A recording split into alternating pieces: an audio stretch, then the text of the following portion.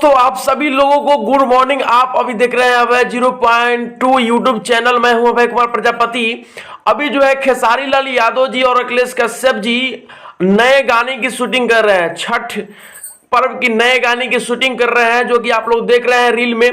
और फिलहाल जो है उसी सेट से खेसारी लाल यादव जी अखिलेश कश्यप के साथ और अपने पूरे टीम के साथ जो है रील बना करके भेजे हुए, जो कि कमाल का रील लग रहा है। दोस्तों मुझे तो बेहद अच्छा लग रहा है। आपको कैसा लग रहा है कमेंट में लिख करके जरूर बताइएगा।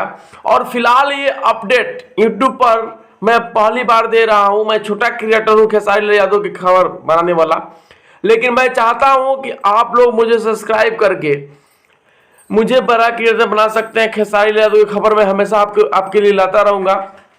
छठ के गाने आने वाले हैं तो उनको मैं अपडेट देता रहूंगा कि कब कौन से गाने छठ के आने वाले हैं। तो आप मुझसे जुड़ जाइए प्लीज और सपोर्ट कीजिए।